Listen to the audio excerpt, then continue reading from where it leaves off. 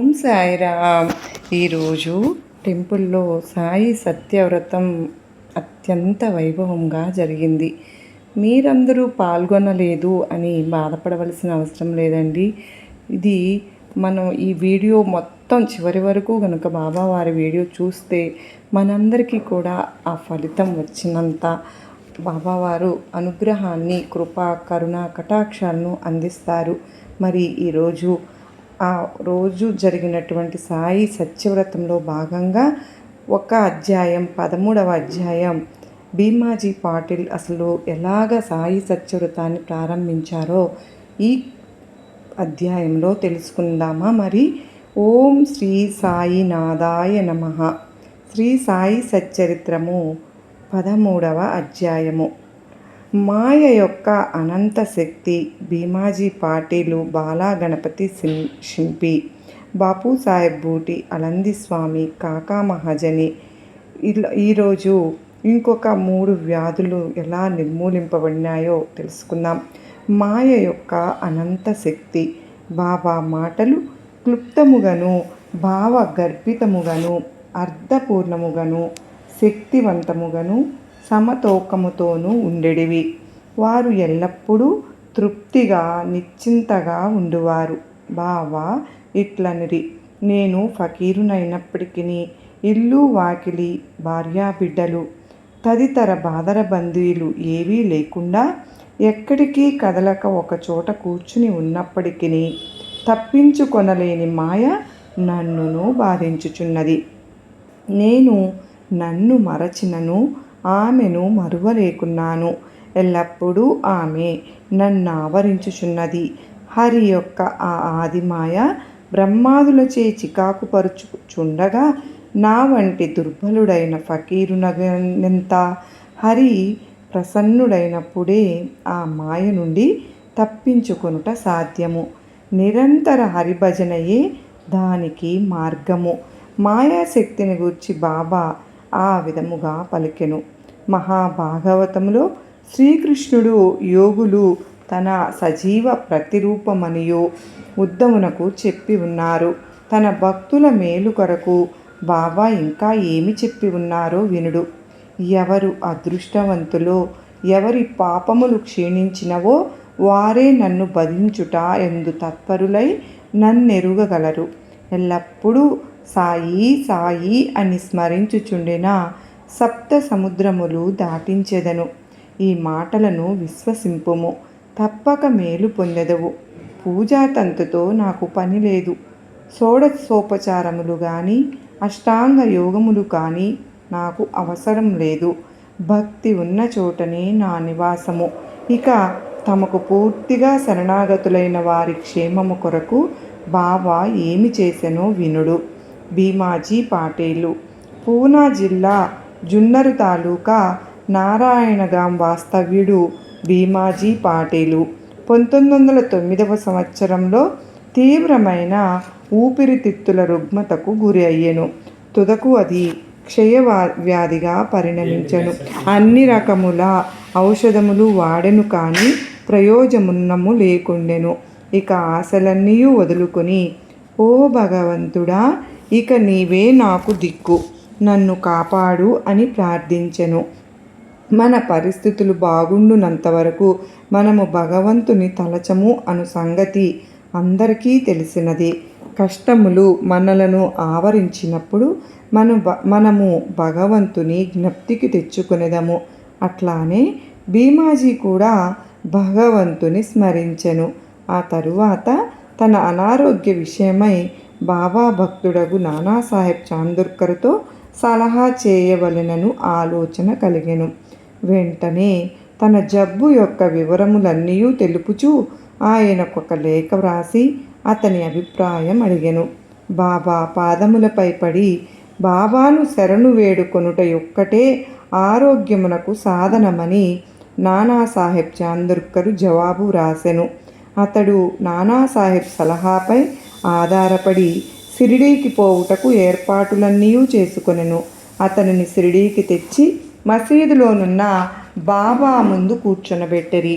నానాసాహెబు శ్యామ కూడా అచ్చటనే ఉండిరి. ఆ జబ్బు వాని గత జన్మలోని పాపకర్మల ఫలితమని అతని విషయములో తాను జోక్యము కలుగజేసుకున్నట లేదనియూ బాబా చెప్పెను. కానీ రోగి తనకు వేరే దిక్కు లేదనియూ అందుచే చివరకు వారి పాదములను ఆశ్రయించితననియూ మొరపెట్టుకుని వారి కటాక్షమునకై వేడుకొనెను. అతని ప్రార్థనకు బాబా హృదయము కరిగెను. అప్పుడు బాబా అతనితో ఇట్లనిరి, ఊరడెల్లుము, నీ ఆతురతను పారద్రోలుము, నీ కష్టములన్నీయు గట్టెక్కినవి. ఎంతటి పీడ బాధలు ఉన్నవారు అయినను ఎప్పుడైతే ఈ మసీదు మెట్లు ఎక్కుదురో వారి కష్టములన్నీ నిష్క్రమించి సంతోషమునకు దారితీయును. ఇచ్చటి ఫకీరు మిక్కిలి దయార్థ హృదయుడు, వారి రోగమును తప్పక బాగు చేయును. ఈ ఫకీరు అందరినీ ప్రేమతోనూ దయతోనూ కాపాడును. ప్రతి 5 నిమిషములకు రక్తము గ్రక్కుచుండిన ఆ రోగి బాబా సముఖమున ఒక్కసారి అయినా రక్తము గ్రక్కలేదు.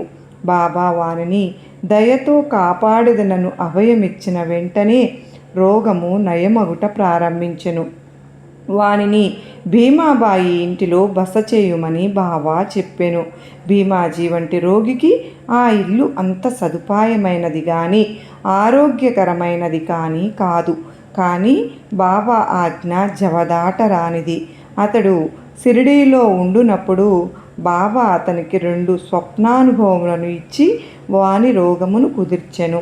మొదటి స్వప్నంలో వాడు ఒక పాఠశాల విద్యార్థిగా పద్యములను కంఠోపాఠముగా చేయకుండుటచే క్లాసు ఉపాధ్యాయుడు దెబ్బలు కొట్టినట్లు కనిపించెను. రెండవ స్వప్నంలో వాని ఛాతిపై పెద్ద బండను వేసి క్రిందకు మీదకు త్రోయుటచే మిక్కిలి బాధపడుచుండెను. స్వప్నంలో పడిన ఈ బాధలతో వాని జబ్బు నయమై వాడు ఇంటికి పోయెను. ఆ తరువాత అతడు అప్పుడప్పుడు షిరిడీకి వచ్చుచుండెను. బాబా తనకు చేసిన మేలును జ్ఞప్తి యందు ఉంచుకొని బాబా పాదములపై పడి సాష్టాంగ నమస్కారములు చేయుచుండెను. బాబా తన భక్తుల వద్ద నుండి ఏమియో కాంక్షించడి వారు కారు. వారికి కావలసినది ఏమనా భక్తులు తాము పొందిన మేలును జ్ఞప్తి యందు ఉంచుకుని అచంచలమైన నమ్మకమును భక్తియును కలిగి ఉండుటయే. మహారాష్ట్ర దేశములో నెలకొకసారి కానీ పక్షమునకొకసారి కానీ ఇండ్లలో సత్యనారాయణ వ్రతము చేయుట సాంప్రదాయము. కానీ భీమాజీ పాటేలు ఆ సత్యనారాయణ వ్రతమునకు మారుగా క్రొత్తగా సాయి సత్యవ్రతమును తన ఊరు చేరిన వెంటనే ప్రారంభించెను. బాలాగణపతి శింపి. బాలాగణపతి అనువాడు బాబా భక్తుడు. ఒకసారి అతను మలేరియా జబ్బుచ్చే మిగుల బాధపడెను. అన్ని రకముల ఔషధములు కషాయములు పుచ్చుకొనెను. కానీ నిష్ప్రయోజనం అయ్యెను. జ్వరము కొంచెమైనను తగ్గలేదు. షిరిడీకి పరిగెత్తెను. బాబా పాదములపై పడెను. బాబా వానికి లక్ష్మీ మందిరము ముందరనున్న నల్ల కుక్కకు పెరుగన్నము కలిపి పెట్టుమని చెప్పెను. ఈ వింత రోగ నివారణోపాయము ఎట్లు నెరవేర్చవలనో బాలాకు తెలియకుండెను. ఇంటికి పోగా అక్కడ అన్నము పెరుగు సిద్ధముగా ఉండుట చూచెను. రెంటినీ కలిపి లక్ష్మీ మందిరము వద్దకు వచ్చెను. అచ్చటొక నల్లని కుక్క తోక ఆడించుకొనుచూ కనిపించెను. పెరుగన్నము కుక్క ముందు పెట్టెను. కుక్క దానిని తినెను. అంతటితో బాలాగణపతి మలేరియా జబ్బు శాశ్వతముగా పోయెను. బాపూసాహెబ్ బూటి. ఒకానొకప్పుడు బాపూసాహెబ్ బూటి జీకట విరోచనములతోనూ వమనములతోనూ బాధపడుచుండెను. అతని అలమారు నిండా మంచి మంచి మందులుండెను. కానీ అవేమియూ బాలాసాహెబ్కు గుణమివ్వలేదు. విరోచనముల వల్లను వామనముల వల్లను బాపూసాహెబ్ బాగా నీరసించిపోయెను. అందుచే బాబా దర్శనమునకై మసీదుకు కూడా పోలేకుండెను. బాబా అతన్ని మసీదుకు రమ్మని కబురు పంపి అతడు రాగానే తమ ముందు కూర్చొనబెట్టుకునెను. తన చూపుడు వ్రేలును ఆడించుచు, జాగ్రత్త, నీవిక విరోచనము చేయకూడదు. వమనము కూడా ఆపవలెను అనెను. బాబా మాటల సత్తువును గనుడు. వెంటనే ఆ 2 వ్యాధులు పారిపోయెను. బూటీ జబ్బు కుదిరెను. ఇంకొకప్పుడు బూటీకి కలరా సోకెను.